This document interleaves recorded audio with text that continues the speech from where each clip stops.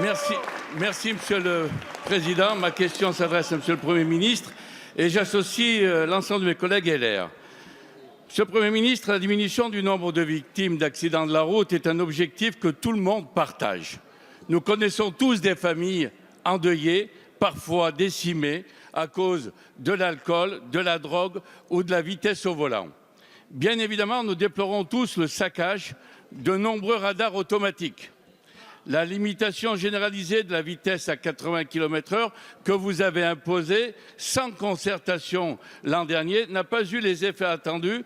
En effet, le nombre de morts sur les routes a augmenté de 17,1% en février, avec 253 personnes tuées, soit 37 de plus qu'en février 2018. Depuis un an, nous vous le disons, la sécurité routière ne peut se réduire à un abaissement général de la vitesse, car les causes des accidents sont multiples. Il est absurde, Monsieur le Premier ministre, de fixer de Paris une vitesse générale alors que les élus locaux, qui connaissent parfaitement leur territoire, sont les mieux placés pour décider au cas par cas de la vitesse maximale qui doit être autorisée. Lors du débat public, le Président de la République a dit vouloir trouver une manière plus intelligente de mettre en œuvre cette limitation.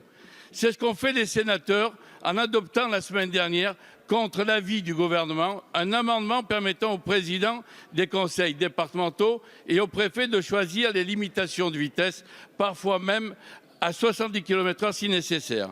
Monsieur le Premier ministre, allez-vous enfin écouter les parlementaires de terrain qui proposent une mesure équilibrée répondant à la fois aux impératifs de sécurité routière et aux préoccupations de nos concitoyens qui, en zone rurale, n'ont pas d'alternative à l'utilisation des véhicules personnels pour aller au travail, à des rendez-vous médicaux ou pour accompagner leurs enfants à l'école? Merci, monsieur le député. La parole est à monsieur Laurent Nunez, secrétaire d'État auprès du ministre de l'Intérieur.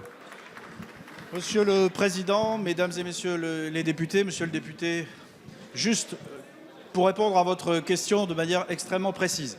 Vous avez raison de souligner que la lutte contre l'insécurité routière est une grande cause nationale. Vous avez raison de rappeler que nous avons dans ce cadre-là proposé une expérimentation visant à limiter à 80 km/h sur le réseau secondaire, mesure qui accompagne bien d'autres mesures qui ont été annoncées en matière de lutte contre l'insécurité routière. Comme vous le savez, ça n'est pas la seule mesure. Il serait réducteur de réduire l'ensemble de la panoplie des mesures mises en œuvre à cette seule mesure. Vous rappelez que c'est une expérimentation qui donnera lieu à évaluation dans la plus grande transparence. Et je crois qu'il n'est pas très juste, pour être tout à fait complet ni très honnête, d'évaluer d'ores et déjà cette mesure à la lumière de l'augmentation des chiffres de la mortalité routière de janvier et de février, qui est réelle, monsieur le député, je ne la conteste pas, plus 3% en janvier, plus 17% en février, mais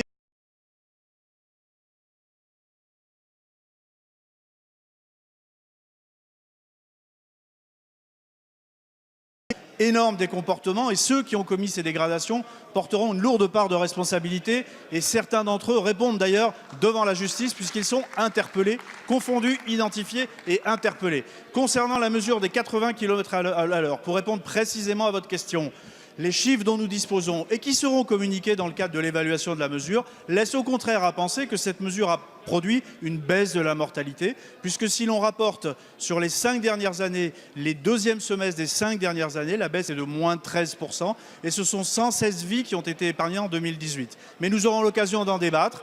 Cette mesure a été proposée et soumise au grand débat. Nous aurons l'occasion d'en débattre, y compris d'ailleurs de la proposition qui a été formulée par voie d'amendement et adoptée au Sénat. Comme le président s'y est engagé, nous aurons l'occasion de discuter de cette évaluation tous ensemble. Mais je ne peux pas vous laisser dire qu'en se fondant sur les chiffres de janvier et de février, vous pouvez dire que cette mesure a entraîné une hausse de la mortalité. C'est faux.